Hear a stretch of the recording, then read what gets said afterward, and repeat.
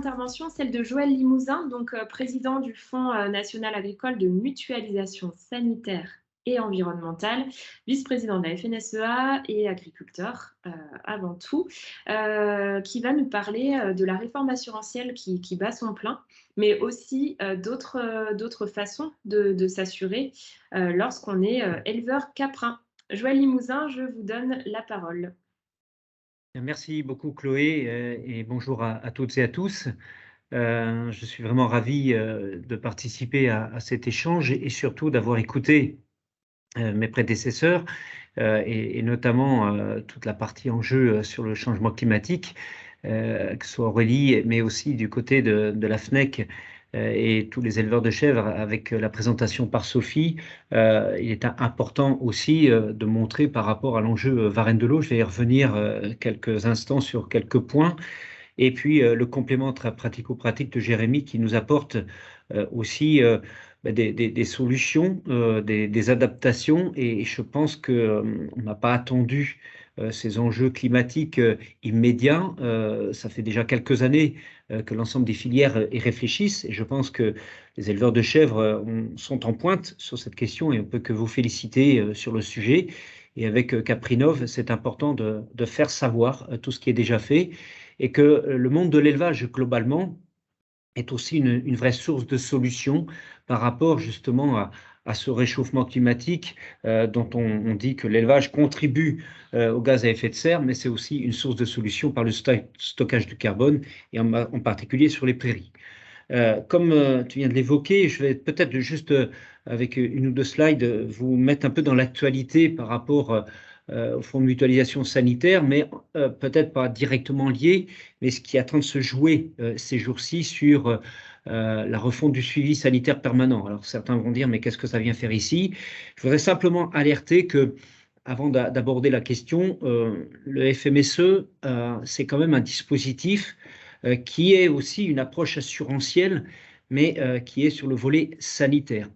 Ça a été un choix français, poussé par les organisations professionnelles, en particulier la FNSEA avec les jeunes agriculteurs, les chambres d'agriculture, pour justement, par rapport à la réglementation européenne qui nous permettait, de pouvoir mettre en place un fonds de mutualisation avec des cotisations professionnelles et qui permettait d'activer et qui permet d'activer des fonds européens et des fonds français, des fonds publics, avec 35% de cotisations professionnelles qui permettent d'activer 65% de fonds publics, notamment sur tout le domaine de la prévention, l'anticipation à des risques sanitaires, voire même environnementaux. Je vous le dis très clairement, on a eu des cas, notamment de pollution, notamment par certaines usines qui ont impacté des élevages. Eh bien, le FMSE s'est retourné contre les entreprises pour permettre d'indemniser les agriculteurs.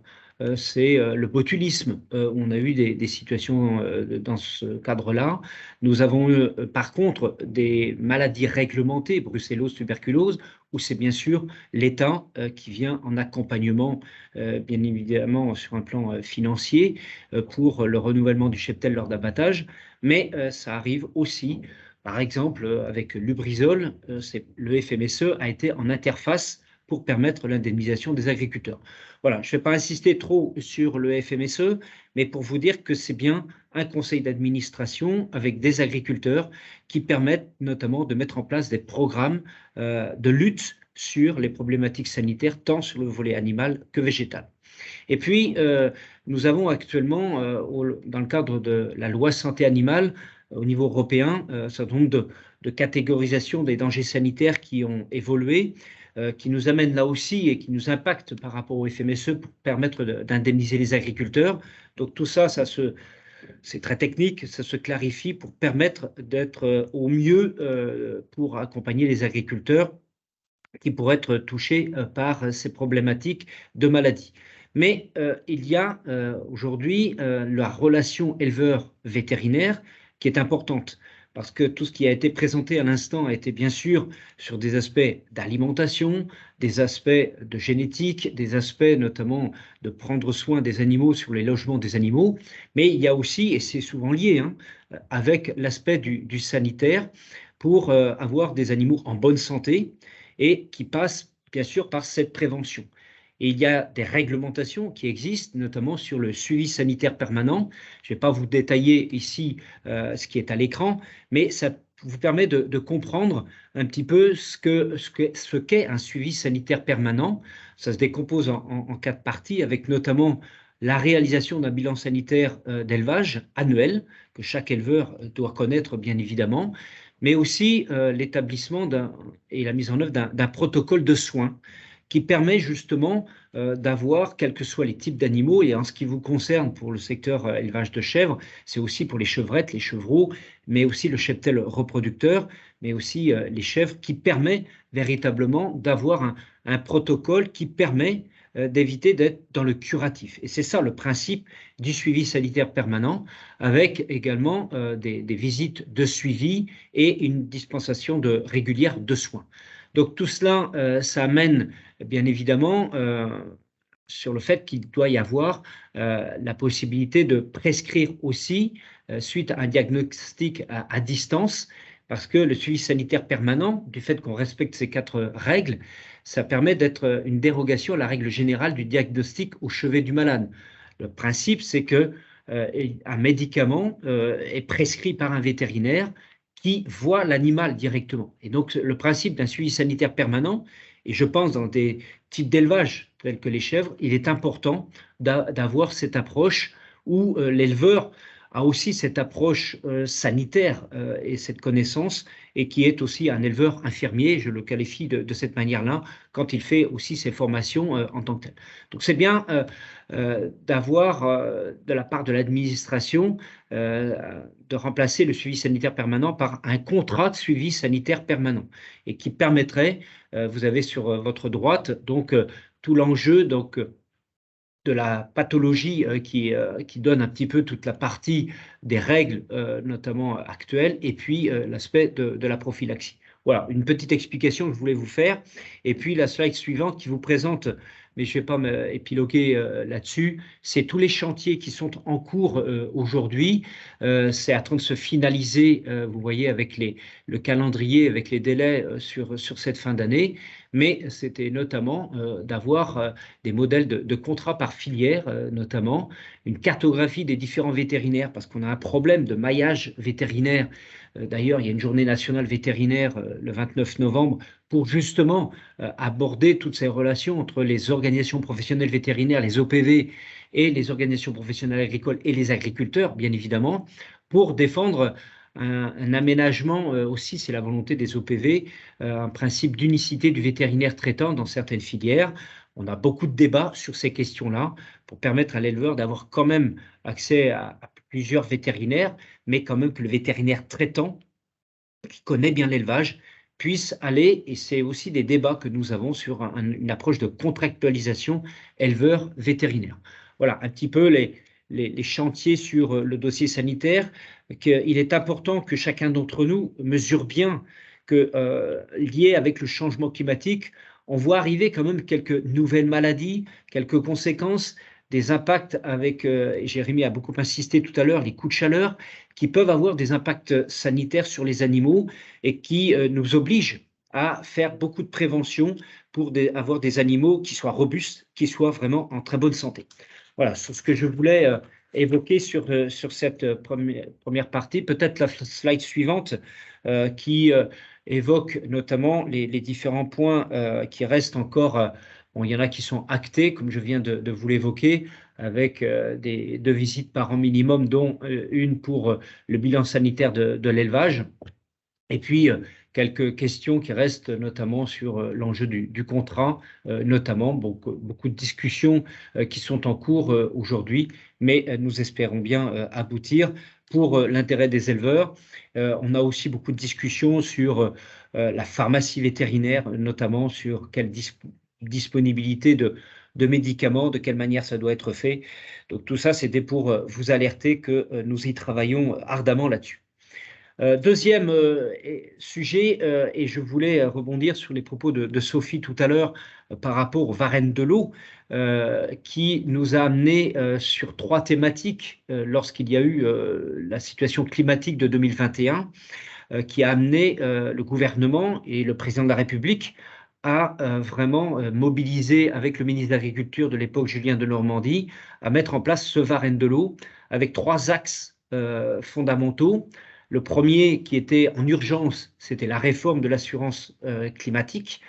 Le deuxième temps fort qui est en cours, qui est déjà acté et qui a été quand même évoqué par Jérémy en particulier, mais aussi par Sophie, tout ce travail qui est notamment sur l'innovation, la recherche, l'adaptation à ce changement climatique et qui nous oblige sans doute, Jérémy l'a un peu dit tout à l'heure, hein, sur le fait d'avoir des espèces par rapport à des températures très élevées, des 40 degrés. On voit bien que 2022 nous a amené à certaines catastrophes sur certaines cultures.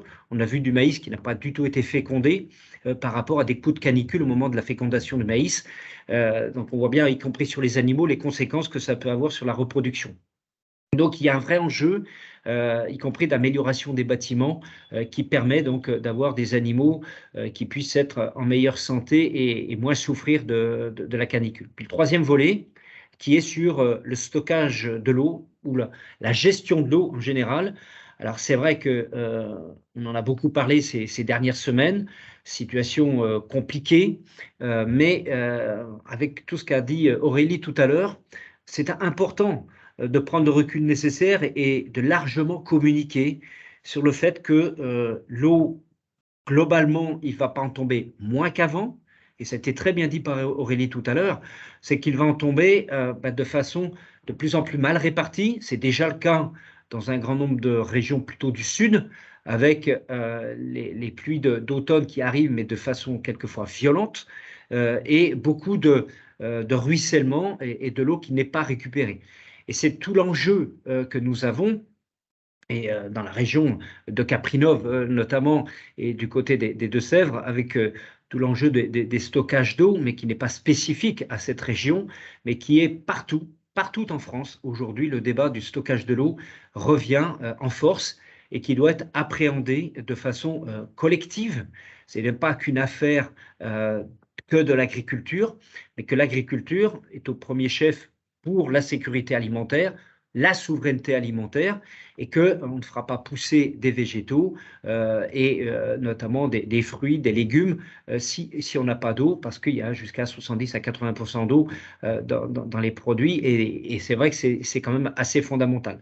Donc j'insiste vraiment que sur cet enjeu du stockage de l'eau pour nous, et nous le poussons très fort à la FNSEA, parce que je vais aborder très rapidement le volet assurantiel, mais d'abord, c'est la prévention, l'adaptation à ce climat pour permettre, et tout a été dit tout à l'heure, pour pouvoir avoir du stock fourrager pour faire face à des périodes sèches qui sont de plus en plus longues, mais c'est aussi d'avoir de l'eau à disposition avec des cultures qui seront de plus en plus diversifiées, et on est conscient de cela, mais il faut avoir cette eau à disposition tout en ayant le respect des milieux. Donc, je ne vais pas beaucoup plus loin là-dessus. Peut-être aborder… Oui. Juste pour faire la transition, en effet, merci d'avoir rappelé donc ces aspects, ces grands enjeux à la fois sanitaires puis de sécurisation de l'eau. Vous rappelez qu'il vous reste quelques minutes de temps de parole pour qu'on puisse ensuite proposer à ceux qui le souhaitent de vous poser des questions. Mais je vous laisse continuer le cours de votre intervention tout en rappelant que vous nous ferez quand même un petit topo sur la réforme de l'assurance climatique. Hein. C'est bien ça. Et j'y viens de suite, hein, Chloé, si tu veux bien. C'est parfait. Voilà. Merci de m'avoir coupé. 3 slides que je vais vous présenter concernant la réforme de l'assurance climatique qui a été engagée. Je pense qu'avec les tableaux, ça vaut quelquefois plein de discours. Je rappelle simplement que nous avions depuis 60 ans un dispositif qui s'appelait le Fonds des calamités agricoles. Pour plein de raisons. Il a apporté beaucoup de réponses. C'était un dispositif qui était financé à moitié par les agriculteurs et moitié par les pouvoirs publics et qui a permis globalement à accompagner en période de coup dur. On est arrivé avec des dispositifs assurantiels au fur et à mesure des années et avec un plafonnement des gens qui s'assuraient, notamment dans le secteur grande culture et viticulture, où on est à peu près à 30% dans ces deux secteurs qui sont assurés, que nous avons l'assurance grêle qui est à peu près sur le territoire national à 60, 70%, 65% de gens assurés pour l'aspect grêle, uniquement grêle, à la parcelle. Et donc, ces systèmes-là cohabitaient, mais on voit bien qu'il y avait une situation où l'équilibre assurantiel n'était plus à la hauteur. Et comme je l'ai évoqué tout à l'heure, 2021 a été une année charnière et de prise de conscience que le président de la République a dit très clairement, l'agriculture seule ne peut pas supporter les aléas climatiques aussi violents. Et donc, l'État doit être au rendez-vous. Et donc, vous avez sur ce tableau la situation arbitrée à ce jour. C'est passé par beaucoup de discussions, de réunions, ça a été très compliqué, ardu, mais que vous ayez bien en tête qu'il y a un système qui va cohabiter avec système assurance et système solidarité nationale. Mais il y a aussi, on va dire que c'est sur un trépied, c'est responsabilité de l'agriculteur, c'est-à-dire que de 0 à 20% de pertes, c'est l'agriculteur qui assume en tant que chef d'entreprise les risques qu'il peut avoir sur un plan climatique, avec des dispositifs tels que les packs de précaution, des dispositifs de prévention du risque, stockage de l'eau, filet paragrêle, système d'antigel. Donc, on considère que jusqu'à 20%, l'exploitation, l'entreprise agricole est en mesure d'assumer. Mais à partir de 20%, on pense qu'il doit y avoir un dispositif qui doit prendre le relais. Et vous avez ici, pour les 4 grands secteurs que nous connaissons, c'est le système de seuil de déclenchement de l'assurance avec la franchise qui sera le même taux, c'est-à-dire que ça se déclenche à 20%. Un taux de subvention qui était jusqu'à présent à 65%, qui va passer à 70%. Le seuil de déclenchement était jusqu'à présent, dans le cadre de l'assurance, à 30%. Donc on a diminué de 10%. Donc c'est pas anodin parce qu'entre 20 et 30%, c'est souvent là que ça se déclenche le plus au niveau de l'assurance. Donc ça répond à des attentes fortes des agriculteurs. Donc on est sur un principe d'équité. Nous y tenions fortement. Équité entre tous les secteurs d'activité. Et puis vous avez, à partir d'un certain taux eh bien de perte, eh bien l'intervention de l'État. Donc, l'arbitrage qui en a été fait est en discussion avec les professionnels à 30% pour les prairies et l'arboriculture et à 50% pour les grandes cultures et la viticulture. Je rappelle qu'aujourd'hui, 30% des grandes cultures et viticultures sont assurées et quelques pourcents, 1 ou 2% en prairie et 3 à 4% en arboriculture. Ce qui nous a amené à plutôt mettre ces 30% pour la solidarité nationale, pour l'arboriculture, pour la première raison qui est le coût de l'assurance qui était tellement élevé qu'il y avait un choix de pouvoir donner une impulsion et un choc assurantiel pour que les gens y aillent. Et pour la prairie, et ça vous concerne très directement, parce qu'on a trop peu de gens d'assurés, et qui, malgré tout, ne pouvaient plus être éligibles au fonds des calamités parce qu'ils avaient diversifié leurs exploitations, parce que les critères sont assez exclusifs, notamment. Et pour la prairie, c'était de se dire, on a un système de fonds des calamités, mais avec 30%, ça permettra, bien évidemment, à avoir, bien entendu, un système d'assurance qui sera entre 20 et 30%, et à partir de 30%, l'État qui intervient. Et puis, vous avez le taux d'indemnisation. Et là, retenez bien quand même la situation, parce que le taux d'indemnisation, à partir du moment où il y a la perte reconnue, et je pense, si vous aviez 100% de perte en prairie, bon, ça n'arrive jamais, mais hypothèse, eh bien, à partir de 30% de perte, eh bien, sur ces 70%, l'État prendrait en charge à 90%, dont 10% par l'assurance. Et pour les gens qui ne seraient pas assurés, c'est moitié moins pour 2023, avec un principe de dégressivité pour 2024-2025. Donc voilà un petit peu l'architecture telle qu'elle est faite aujourd'hui. Et la slide avec peut-être aussi sur cette slide les 680 millions d'euros qui ont été évoqués. Juste un exemple, le schéma pour le cas d'un non-assuré, que vous compreniez bien le dispositif. Un agriculteur qui n'est pas assuré, eh bien, devra supporter la perte de 0, alors pour celui qui est en prairie, ce sera de 0 à 30% de perte, et à partir de 30% de perte, c'est l'État qui pourra intervenir, mais que sur 45% de la perte. Si par exemple vous êtes en prairie, vous avez 40% de perte, eh bien l'État indemnisera sur 10%, mais qu'à 45%. Donc ça, c'est important à souligner qu'un non-assuré n'aura pas rien du tout, mais ce sera quand même assez dissuasif. Et ça m'amène à l'autre slide qui présente le cas d'un assuré, et c'est tout l'enjeu. Pour l'agriculteur, supporte les pertes de 0 à 20%, mais s'il est assuré, eh bien, l'assurance prendra en charge pour un producteur d'herbes, en prairie notamment, ce qui vous concerne, mais si vous avez des cultures, ça sera 50%, eh bien, l'assurance prendra en charge sur toute la partie bleue à votre écran et qui prendra aussi les 10% où il devrait y avoir, s'il y a une intervention de l'État, notamment dans le cadre de la solidarité nationale.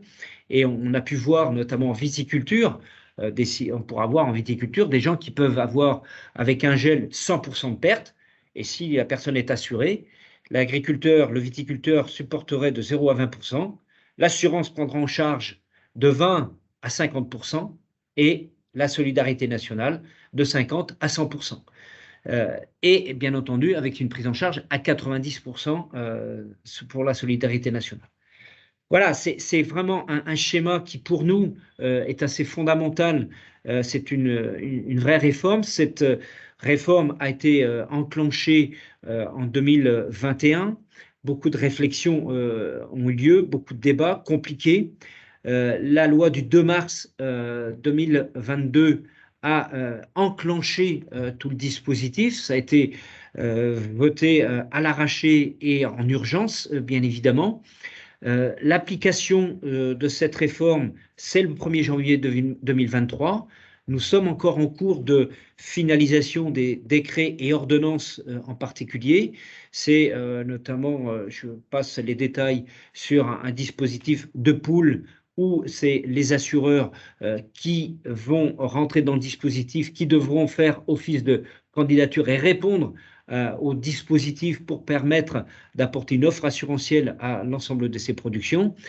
Donc tout cela doit être finalisé pour la fin de l'année, de façon à ce qu'au 1er janvier 2023, eh bien, chacun pourra se faire connaître avec une plateforme qui est en train de se finaliser aujourd'hui. On est encore en réunion ce matin pour permettre justement à chaque agriculteur de choisir son interlocuteur agréé qui permettra, bien entendu, c'est très important, de pouvoir bien sûr gérer la partie assurantielle, mais aussi gérer la partie, on va dire, de l'État.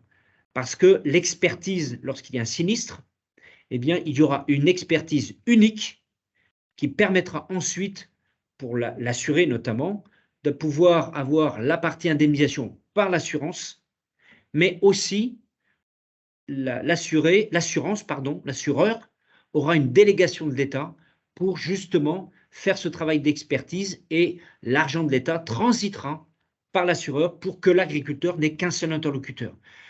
Nous avons voulu vraiment insister pour la simplification du dispositif et la rapidité d'exécution dans l'indemnisation, parce que le fonds des calamités, avec ce gros inconvénient, c'est que pour ceux qui étaient éligibles, on avait quasiment 8, 10 mois, voire 1 an après le sinistre pour être indemnisé. Avec ce dispositif-là, le principe, c'est que au bout de 1 mois et demi, 2 mois maximum, l'agriculteur soit indemnisé, quelles que soient les productions. Et c'est surtout le fait qu'on raisonne bien par filière, et que si vous avez plusieurs productions sur votre exploitation, eh bien, il n'y aura pas de critères de produits bruts d'exploitation qui vous excluent. Eh bien, vous avez de la prairie, on prend la perte sur la prairie. Vous avez des grandes cultures, on prend les pertes sur les grandes cultures. Donc voilà, pour pouvoir faire assez court, c'est ce que je voulais en complément de tout ce travail de prévention qui est la pierre angulaire avec l'assurance qui est le complément du dispositif pour sécuriser nos entreprises et surtout maintenir notre élevage avec ce changement climatique qui va être sans doute encore de plus en plus violent, malheureusement. Merci beaucoup, Joël Limousin, pour cette explication claire de cette réforme-là qui arrive dans un mois et demi, qui va changer beaucoup de choses. Et donc voilà, des indemnisations quelques mois après un sinistre. C'est vrai que ça donne envie. Mais tous les gens qui participent, vous avez le temps encore de poser vos questions à Joël Limousin si vous voulez des détails sur tout ce qui vient d'être expliqué, s'il y a quelque chose à reprendre, à remettre en lumière, ou peut-être des compléments, des questions qui n'ont pas encore eu la réponse dans la présentation, c'est le moment. Donc pour tout ce qui a trait à la réforme assurantielle, l'assurance récolte, les différents chiffres qui ont été exposés. S'il y a besoin de revenir dessus, je vous invite donc à prendre la parole dans le chat ou en levant la main et en remettant micro et caméra. C'est à vous, messieurs, dames, qui êtes connectés. Est-ce qu'il y a des questions sur cette partie assurance, mais aussi sur le volet sanitaire et eau qui a été exposé juste avant?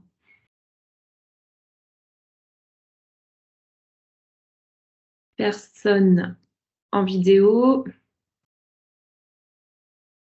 Personne dans le chat. Pas de questions du coup pour Joël Limousin. Après, est-ce qu'il y a d'autres questions sur les autres interventions qui vous seraient venues à l'esprit après coup? C'est le moment, avant qu'on clôture ce webinaire. Je vous donne à nouveau la possibilité, donc soit de rallumer votre micro, caméra pour vous exprimer, soit de poser brièvement votre question dans le chat. Pas de manifestation pour poser vos questions. Donc, je vous remercie d'avoir participé à ce rendez-vous technique pour la filière Caprine, à l'invitation donc de Caprinov. Et justement, pour clore ce moment d'échange et ce moment de partage de connaissances, j'invite à nouveau Samuel Hérault à prendre la parole pour conclure et vous donner ces messages. Samuel Hérault, Oui, revoici à l'écran. je reprends la parole pour la conclusion. Je tiens à remercier avant tout les intervenants pour la clarté de leurs propos. C'était très intéressant sur un sujet qui l'est, alors pour le coup, encore plus. Ce qu'on peut noter aujourd'hui, ce que j'ai noté, moi, c'est que, évidemment, le réchauffement climatique, il est là, il est bien présent. Je crois qu'on l'a pris cette année, nous, j'allais dire, nous, en tant qu'éleveurs, de plein fouet. Et que l'activité humaine, eh bien, elle est pour une part responsable de ce réchauffement climatique. Mais comme le disait Joël, eh bien, l'agriculture est émetteur de gaz, oui, mais c'est aussi la solution. Ce que j'ai aussi noté, c'est que tous les systèmes seront plus ou moins impactés et que malgré tout, il va falloir s'adapter parce qu'il va falloir continuer à produire et mieux produire, c'est-à-dire avec moins de gaz à effet de serre. Et ce qui est positif aussi, malgré tout le climat anxiogène qui entoure ce réchauffement climatique, c'est qu'il y a des solutions et que la nature humaine est ainsi faite que on va essayer, une fois de plus, on va s'adapter, l'agriculture s'adaptera. Enfin, je pense notamment sur la sélection variétale. Je ne reviendrai pas sur le stockage de l'eau qui, évidemment, est une solution parmi les autres. Et puis, l'assurance aussi qui viendra, j'allais dire, pallier ces années où toutes les autres solutions auront trouvé le bout de, j'allais dire, de plus de solution, quoi. Donc, je remercie tous les participants, tous ceux qui ont écouté ces débats, ceux qui ont posé les questions. Je vous donne rendez-vous évidemment le 22 et 23 octobre à Niort, où évidemment on parlera du réchauffement climatique et ça sera encore le thème, je pense, de nombreux débats sur le plateau d'Agri TV ou sur les plateaux Capritech. Je vous dis aussi un petit rendez-vous qui a lieu vendredi, un webinaire sur Cap Protéines organisé par l'AFNEC, qui sera aussi, je pense, lié au réchauffement climatique et qui sera très intéressant, je pense. Alors, je pense que c'est le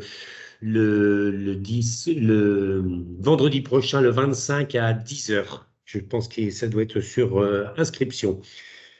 Voilà, je vous remercie et encore une fois, rendez-vous l'année prochaine, dans 100 jours exactement, ou dans un an, dans 365 jours, pour le rendez-vous le 22 et 23, pour qu'on puisse débattre de vive voix. Merci beaucoup et au revoir. Chloé, je te laisse la parole. Merci beaucoup à tous et en effet, au plaisir de se retrouver lors d'autres rendez-vous caprins ou élevage sur le territoire de Sébrien et plus largement. Et restez connectés au réseau Caprinov à la fois pour retrouver donc sur la chaîne YouTube de Caprinov les échanges d'aujourd'hui et les supports d'aujourd'hui, mais aussi peut-être d'autres nouveautés très prochainement. Au revoir à tous, bon après-midi et bonne continuation.